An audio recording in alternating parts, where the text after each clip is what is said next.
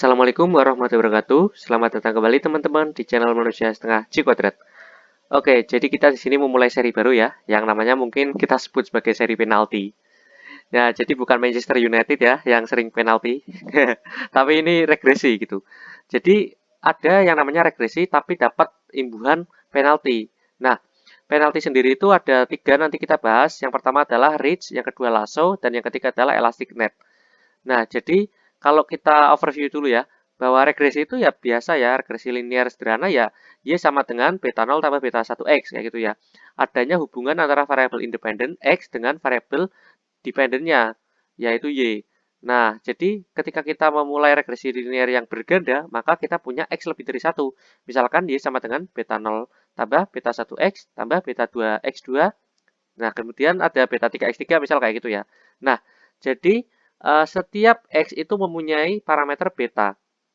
Jadi parameter beta itu nanti akan bisa menunjukkan juga sih seberapa besar pengaruhnya dia, apakah semakin naik X-nya, misalkan semakin naik pendapatan, maka akan menimbulkan kenaikan 2 kali lipat, misalkan ya kalau parameter betanya 2, akan menaikkan 2 kali lipat dari si pengeluarannya dia per bulan, misalkan dia pengeluaran per bulan kayak gitu. Jadi ada parameter yang menjadi pengali dari sebuah nilai X, variabel independen kita, kemudian juga ada variabel Y yang bisa kita prediksi dengan memasukkan nilai X tersebut.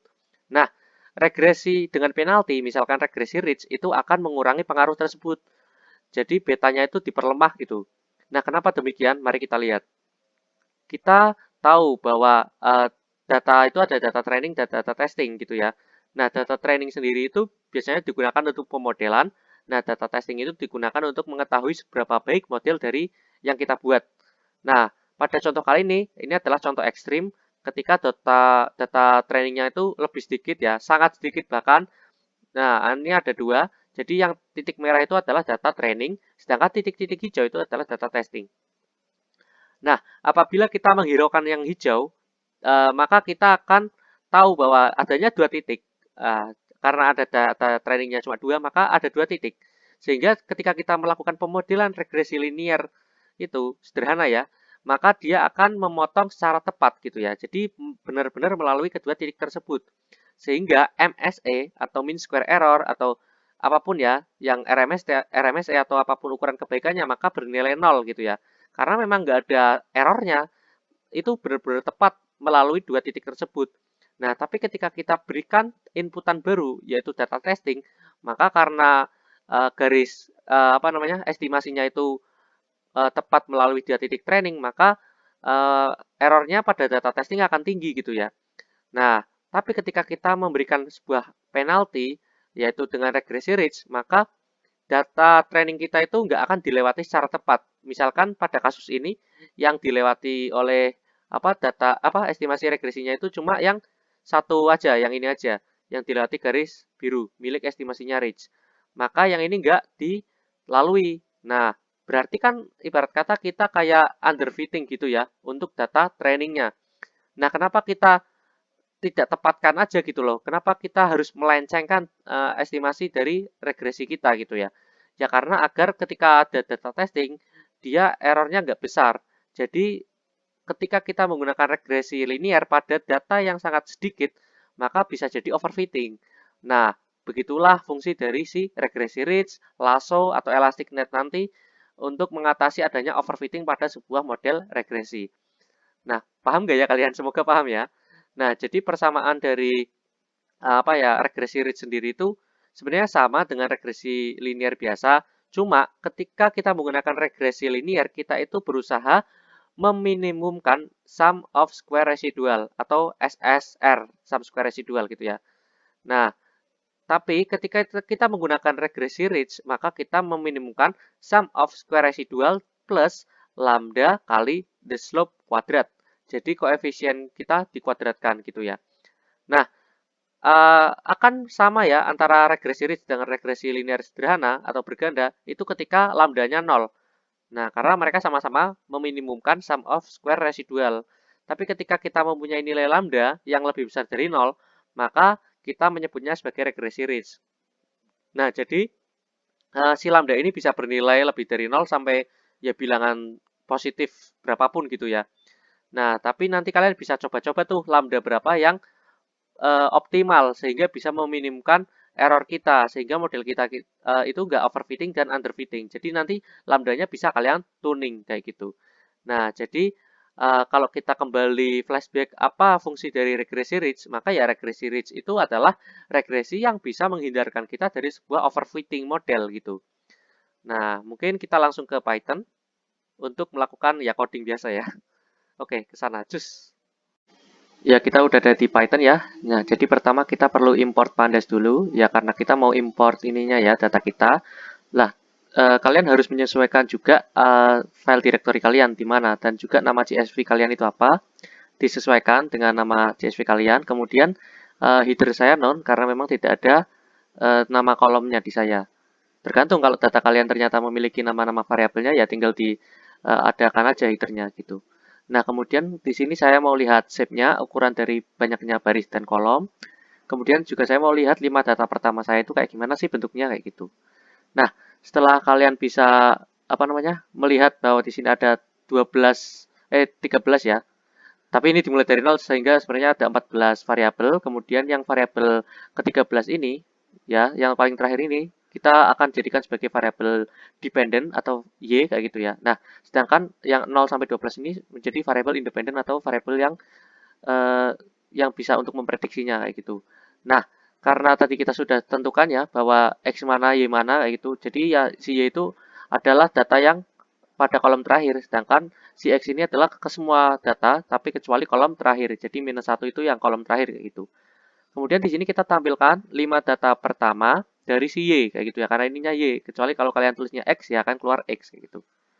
Kemudian kita mau import mean, standar deviasi dan absolute karena kita mau apa ya namanya akan dilakukan uji training testingnya itu beberapa kali dengan scaffold kayak gitu ya. Jadi kalau kalian tahu half validation, misalkan kalian begini data training kalian 70%, data testing kalian 30%, maka ya itu udah gitu aja. Akan ada nilai akurasi atau F1 score dan recall misalkan kayak gitu ya. Itu hanya satu nilai aja karena pembagian data testingnya sekali 70%, 30% sekali aja. Tapi dengan scaffold kayak gitu ya, nanti kita bisa beberapa kali gitu. Jadi misalkan 10 kali pembagian data training testing gitu ya. Jadi ada 10 nilai akurasi gitu. Nah, kita gunakan cross-val score dan juga repeated scaffold dan untuk regresinya sendiri kita gunakan regresi ridge gitu. Jadi kita import library-nya dulu yang kita butuhkan. Nah, kalau nanti kita sudah ini kan masih loading ya. Nah, jadi kalau udah nanti kita tentukan dulu alfanya berapa. Jadi kalau kalian sudah lihat teorinya kan tadi ada lambda ya. Nah, kalau di sini disebutnya alfa, alfanya berapa, bisa bilangan yang lebih besar dari 0 kayak gitu ya. Ya, misalkan 1 kayak gitu. Nah, untuk repeated scaffold-nya saya bagi menjadi 10 dan diulang sebanyak 3 kali kayak gitu. Nah, untuk scoring-nya ya kalian bisa ubah-ubah, tapi kalau saya di sini gunakan negatif mean absolute error kayak gitu ya. Jadi kan banyak ukuran kebaikan model, tinggal kalian searching aja tuh scoring in cross-val score gitu aja pasti kalian akan nemu daftar-daftar jenis scoring kayak gitu. Kemudian di sini karena pakai MAE, mean absolute error, maka kita akan rata-rata. Ya seperti saya bilang tadi ya, karena ada banyak nilai MAE-nya atau nilai akurasinya, kalau kalian pakai akurasi, ya maka kita perlu rata-rata skornya berapa sih dari ukuran model kita gitu ya. Baiknya ukuran kebaikan model kita itu seberapa tinggi gitu ya. Nah, ini masih loading. Nah, MAE yang kita dapatkan rata-ratanya adalah 3,382. Tapi kalau kalian tidak diminkan, tinggal di print scores gitu aja, pasti akan ada banyak nilai MAE. Nah, kayak gitu. Ini standar deviasinya dari si MAE kita. Kemudian kita bisa lihat koefisien dari regresi kita ya dengan .coef gitu ya, koefisien underscore. Nah, ini koefisien kita karena tadi ada berapa sih? Ada 13 ya kalau nggak salah. 1, 2, 3, 4, 5, 6, 7, 8, 9, 10, 11, 12, 13. Benar. Ada 13 variabel bebas, maka ada 13 koefisien regresi. Kayak gitu. Kemudian di sini kita misalkan punya data baru. Nah, ini tentu ada 13 data ya, X1, X2, X3, dan seterusnya. Nah, dengan adanya data baru kita bisa prediksi dengan dot predict kayak biasanya lah ya. Kemudian kita pakai 3 digit di belakang koma desimalnya. Kemudian kita lihat di print aja hasilnya adalah 30,253 Y head-nya atau Y topi atau Y prediksi kita sebutnya. Jadi kalau kita punya data variabel X kayak gini, maka diprediksi nilai Y-nya kayak gini, gitu, segini gitu. Nah, kalian juga bisa pakai grid search. Nah, kalau kalian tahu grid search sendiri, kalian bisa memilih kayak parameter terbaik gitu. Nah, jadi model regresi ridge kita itu tidak didefinisikan alfanya berapa atau lambdanya berapa, tapi kita didefinisikannya di sini dengan si gridnya itu antara 0 dan 1 dengan selisih 0,01. Misalkan kayak gini, kita mau nyoba nih berapa sih alfa atau lambda yang optimum, maka kalau dengan seperti ini kita bisa tahu bahwa kita nyoba lambdanya atau alfanya itu 0,01, kemudian 0,02, 0,03 sampai nanti 0,99 ya berarti ya. Kayak gitu. Dari 0 sampai 1 tapi selisihnya 0,01. Jadi banyak kita coba-coba biar kita menemukan alfa atau lambda terbaik kayak gitu. Nah, nanti kita pakai grid search CV. Scoringnya juga terserah kalian, tapi saya tetap pakai negatif MAE, mean absolute error. Kemudian kita fitting. Nah, kemudian kita cari base score dan juga base parameternya. Kayak gitu. Ya, kita tunggu beberapa saat. Ya, agak lama juga ya karena memang laptop kentang nih. Ya, ternyata MAE-nya adalah yang paling bagus itu min 3,379 dengan alfanya itu adalah 0,51 kayak gitu. Jadi kalian bisa ambil alfanya 0,51 dibandingkan tadi kita nyoba alfanya langsung didefinisikan 1 kayak gitu. Oke, mungkin cukup sekian. Semoga bermanfaat. See you next time. Bye bye. Assalamualaikum.